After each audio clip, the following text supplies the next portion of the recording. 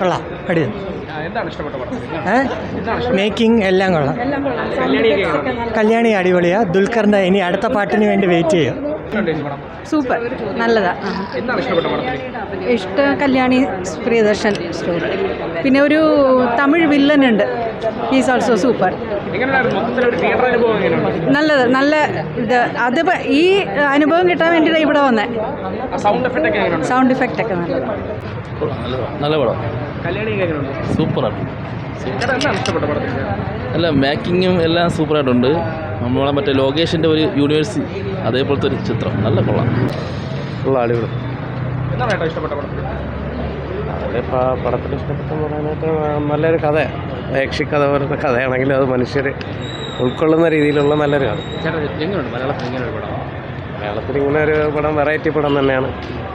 കൊള്ളാം. ഇംഗ്ലീഷ് പടമായിട്ടൊക്കെ ഒരു മാച്ച് ഉള്ള രീതിയിലുള്ള കൊള്ളാം. കുഴപ്പമില്ല, നല്ല പടം. അടിപൊളി, കുഴപ്പമില്ല. ബോറിംഗ് അല്ലാത്ത പടം. മലയാളത്തിൽ ഇങ്ങനെ ഒരു പടം ഇപ്പോൾ പുതിയൊരു പുതുമയോടുകൂടി വന്ന പടം. കൊള്ളാം. ലോകം എങ്ങനെ മലയാളത്തിൽ ഇങ്ങനെ ഒരു പടം നൈസ് അല്ലേ? ഫസ്റ്റ് ടൈമല്ലേ ഇങ്ങനൊരു എക്സ്പീരിയൻസ്. കൊള്ളാം. ഈ ഒരു 30 കോടിക്ക് ഇങ്ങനെ ഒരു പടം വിശ്വസിക്കാൻ പറ്റില്ല.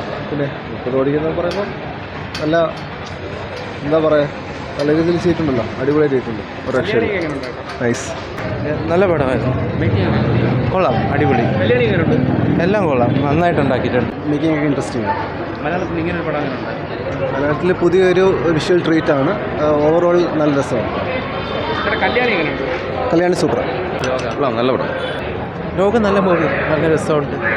മലയാളത്തിൽ ഇങ്ങനെ ഒരു പടം മലയാളത്തിൽ ഇതേപോലെ മിന്നൽ മുരളി ഉണ്ടായിരുന്നു, പക്ഷേ അതിനേക്കാളൊക്കെ വേറെ ലെവലായിട്ടുള്ള പടങ്ങളാണ് ലോകം. നന്നായിട്ട് ചെയ്തിട്ടുണ്ട്. എല്ലാവരും നല്ല കാസ്റ്റിങ്ങും വളരെ നന്നായിട്ട് തന്നെ എല്ലാവരും ചെയ്തിട്ടുണ്ട്. ഇതിന് മുമ്പ് മലയാളത്തിൽ ഇതേപോലത്തെ ഒരു സൂപ്പർ ഹീറോ മിന്നൽ മുരളി ഉണ്ട്, പക്ഷേ അതിനെക്കാട്ടിയൊക്കെ ഒരുപാട് മുകളിൽ നിൽക്കുന്ന ഒരു സിനിമയാണ്. കല്യാണിയൊക്കെ വളരെ നന്നായിട്ട് ചെയ്തിട്ടുണ്ട്. ആ സിനിമ കൊള്ളാം.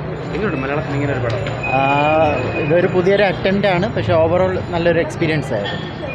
സിനിമ അടിപൊളിയാണ്.